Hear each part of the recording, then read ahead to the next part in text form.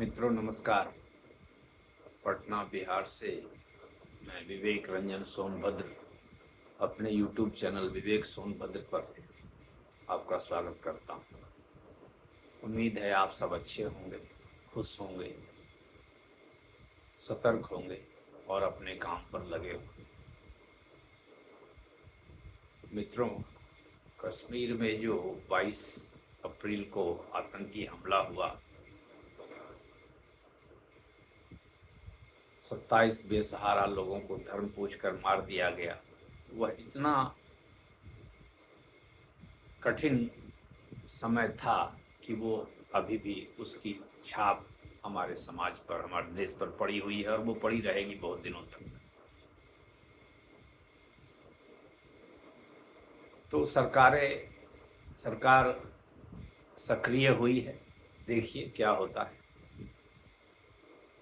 सिंधु जल समझौता स्थगित किया गया है, जिसके बारे में मैं पहले भी वीडियो में बता चुका हूं। लेकिन हाँ, सिंधु जल समझौते के स्थगित करने के बाद कितना जल हम रोक पाएंगे, यह भी विवादास्पद बात है। कितना रोक पाएंगे? कल जैसे मैंने वीडियो में बताया था, 5 से 10% से ज़्यादा जल नहीं रोक पाएंगे। खैर, वे सब बातें हो चुकी है, अब आगे की बात। उम्मीद है सरकार जल को एक ऐसा अस्त्र बना पाएगी जो कि हमारे दुश्मन देश के मंसूबों को ध्वस्त करेगी। वो दुश्मन देश हमें, हमारी संस्कृति, हमारे देश सबको मिटाना चाहता है। देश को क्या मिटाएगा, लेकिन संस्कृति को मिटा देगा तो देश अपने आप में मिट जाएगा। वो हिंदुओं को भी मिटाना चाहता है। लोग तो बोलते हैं वो गजवा हिंद चाहता है। खैर, जो भी हो, हमें तो अपनी जान खुद भी बचानी होगी। सरकार ने 23 तारीख को जो कैबिनेट कमेटी सुरक्षा पर जो होती है, कैबिनेट की कमेटी, उसमें जो फैसले लिए, उसमें 2 फैसले और भी महत्वपूर्ण थे। एक फैसला तो था अटारी बॉर्डर को बंद कर देना, और जो वीज़ा पर लोग आए, वीज़ा जारी करना भी बंद कर दिया गया है। वीज़ा 2 तरह से लोग मेनली आते हैं। एक तो वीज़ा, रेगुलर वीज़ा लेकर आते हैं कि हमें रिश्तेदार से मिलना है, इलाज कराना है, आदि आदि, घूमने आना है। एक और वीज़ा मिलता है जो दक्षिण एशियाई देशों में वीज़ा से छूट मिली हुई है, उस योजना के अंतर्गत लोग आते हैं। खास करके उद्योगपति, कलाकार, पत्रकार आदि आते हैं। तो उसको भी सरकार ने रद्द कर दिया है। तो वीज़ा पर तत्काल प्रभाव से रोक लगा दिया गया है। अब वीज़ा न मिलेगा, और जो हैं ऑलरेडी, उन्हें, जो अटारी बॉर्डर से भारत में प्रवेश किए हैं, उन्हें 1 मई 2025 तक लौटने का आदेश दिया गया है। और जो दक्षिण एशियाई संघ के वीज़ा छूट स्कीम के अंतर्गत आए थे, उन्हें भी 48 घंटे में भारत छोड़ने के लिए कहा गया है। तो उम्मीद है कि अब सरकार आगे वीज़ा न जारी करेगी। वैसे ही वीज़ा जारी करेगी, वैसे ही लोगों को, जिसका आना हमारे देश के लिए ज़रूरी है। वो दुश्मन देश के लोगों को हम वीज़ा यहाँ मेडिकल इलाज कराने के लिए, या रिश्तेदारों से मिलने के लिए, या उद्योग धंधे लगाने के लिए हम देते क्यों हैं? वे तो मेरा दुश्मन देश है। 1948 से ही हम लोग देख रहे हैं कि वो हमें ख़त्म करना चाहता है। ठीक है, हमें नहीं भी ख़त्म करना चाहता हो तो वो हिंदुओं को मुसलमान तो बनाना चाहता ही चाहता है। ये तो दिख रहा है। आखिर 27 लोगों को हिंदू पूछकर हिंदुओं को क्यों मारा उसने? वो हमारा कश्मीर चाहता है। वो कुछ कश्मीर जब उसको मिल जाएगा तो वो हैदराबाद चाहेगा, वो बंगाल चाहेगा, सब कुछ चाहेगा। उत्तराखंड में मज़ारों की संख्या क्यों बढ़ रही है? वो उत्तराखंड भी चाहेगा, वो तो कुछ भी चाहेगा, वो सब ले लेगा। तो हम नहीं सतर्क रहेंगे तो ये सिलसिला चलता रहेगा। और कश्मीर में पाकिस्तान समर्थक लोग हैं, यह तो ठीक है, हो सकता है। लेकिन भारत के अन्य हिस्सों में हो सकता है उसके स्लीपर सेल काम कर रहे हो। जैसे ये जो वीज़ा लेकर आते हैं इलाज कराने और रिश्तेदारों से मिलने, और वहीं यहीं रह जाते हैं और शादी कर लेते हैं और फिर वे अपने रिश्तेदारों से मिलने पाकिस्तान जाते हैं, तो उन लोगों में स्लीपर सेल होने की संभावना तो है। वे अंदर अंदर पाकिस्तान को समर्थन कर सकते हैं, इसमें कौन सी बड़ी बात है। धर्म उनका वही है और उनके परिवार के लोग भी यहाँ हैं, वहाँ हैं, तो वे उनसे पाकिस्तान से सहानुभूति हो सकती है। तो जिसको पाकिस्तान से सहानुभूति होगी वो संकट की घड़ी में हिंदुस्तान का साथ भी छोड़ सकता है, हो सकता है हिंदुस्तान के विरोध में खड़ा हो जाए। तो ऐसे लोगों को वीजा देकर हम क्या हासिल करते हैं? अगर कोई यहाँ आकर के हमारे किसी अस्पताल में इलाज करा लेगा, अस्पताल वालों को 25,000, 50,000 या 5 लाख रुपयों का बिक्री हो जाएगा, और हमारे कितने लोग रोज मर रहे हैं, कितने फौजी लोग रोज मर रहे हैं, कितने लाखों लोगों की जान हमने गंवाई है। 1947 से जो सिलसिला शुरू हुआ है, पाकिस्तानियों के हाथे भारतीयों का जान गंवाने का सिलसिला, वो तो जारी ही है। तो हम लोग सुधरते क्यों नहीं, हमारी सरकारें सुधरती क्यों नहीं? अभी देखिए, अभी की जो खबर है पाक नागरिकों की, खैर ये इसमें आज के दैनिक जागरण में खबर है, राजधानी में पाकिस्तान की 27 महिलाएं रह रही है, एक पर मुकदमा भी। तो ये रह रहे हैं, वीजा लेकर यहाँ रहने आते हैं कि इलाज कराने आते हैं। जिले में रह रहे 27 पाकिस्तानी नागरिकों में सभी महिलाएं हैं, इनमें एक महिला पर मुकदमा भी दर्ज है। तो इनको हमने वीजा दिया किस लिए है? यहाँ रहने के लिए। क्या यहाँ लड़कियों की कमी है?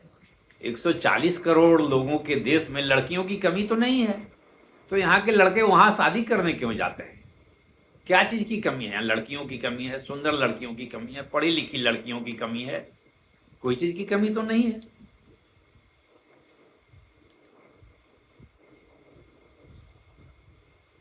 सूत्र बताते हैं कि अधिसंख्य महिलाओं ने रिश्तेदार से मिलने का हवाला देकर भारत का वीजा प्राप्त किया था। इसके बाद उन्होंने यहीं शादी कर ली, इस आधार पर वीजा की अवधि बढ़ाते रही। बताइए, वो आते हैं इलाज कराने और कर लेते हैं यहाँ शादी।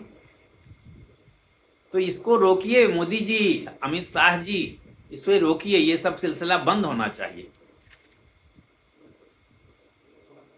पटना में 27 महिलाएं हैं, गया में 4 पाकिस्तानी। गया में जिला विदेश शाखा से मिली जानकारी के अनुसार यहाँ पाकिस्तान के 3 वयस्क और 1 बच्ची रह रही हैं। ये चारों कई दशक से हैं, बताइए, कई दशक से यहाँ रह रहे हैं, न वे हमारे नागरिक भी नहीं है। उनके यहाँ रहने का कारण शादी है, तो ये यहाँ शादी करके रह जाती हैं। 5 किलो अनाज भी मेरा ले रही होंगी और पाकिस्तान के दिल में इनके दिल में पाकिस्तान भी बस रहा होगा।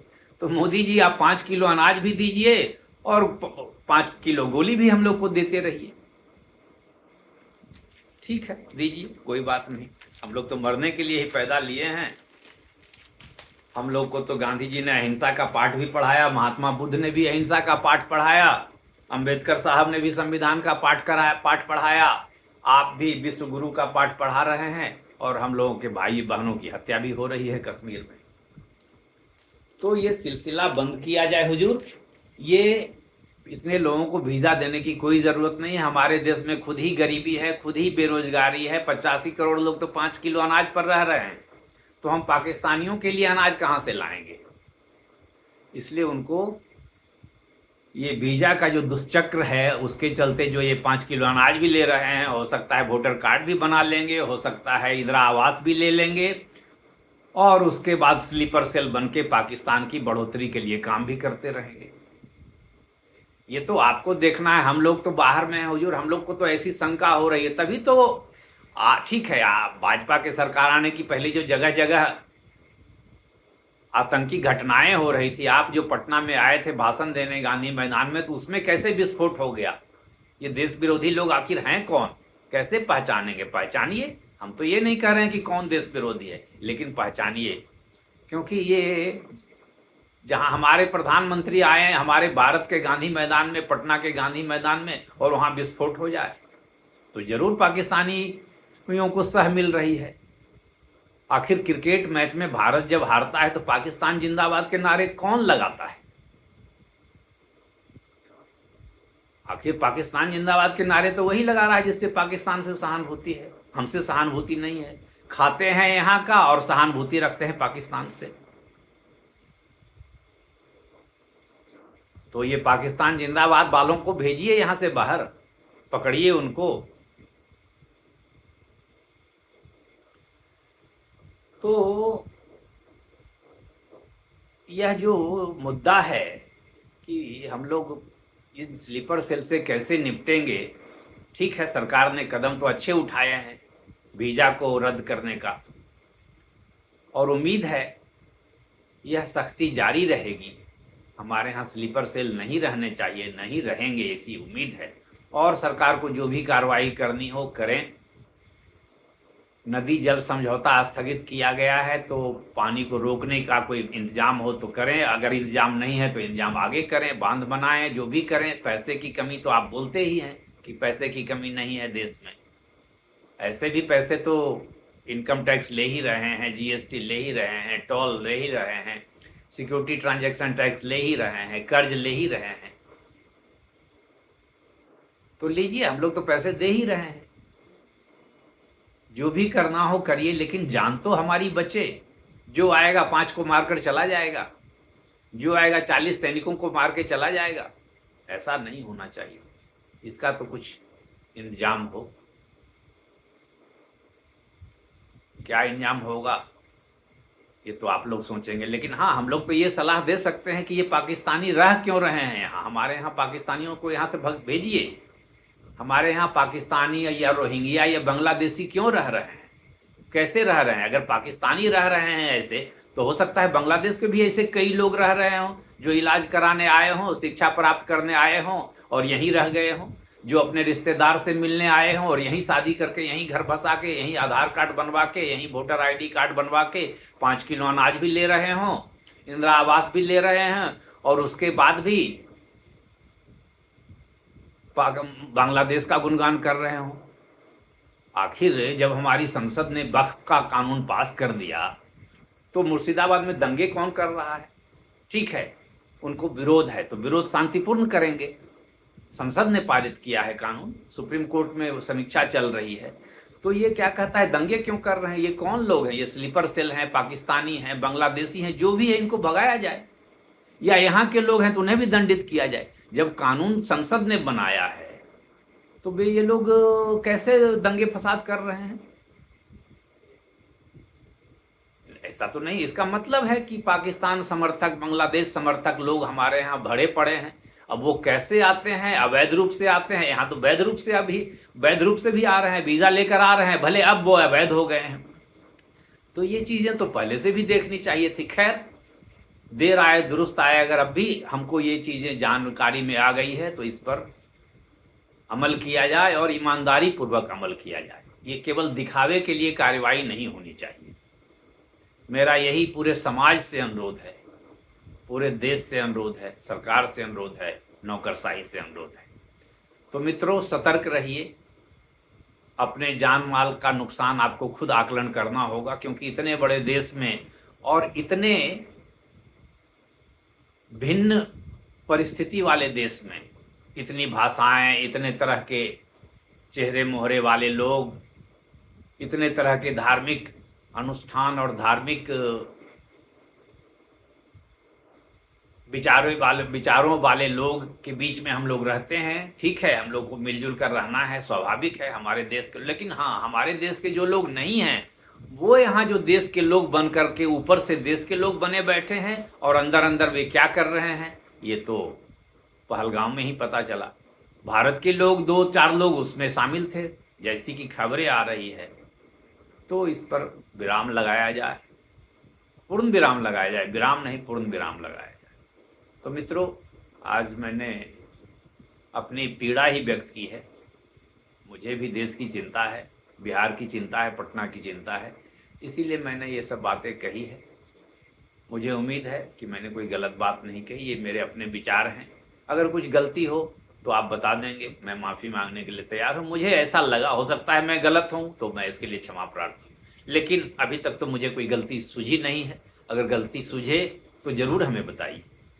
तो मित्रों, वीडियो को अगर पसंद आता हो वीडियो तो लाइक करें, शेयर करें और सब्सक्राइब करें। नमस्कार।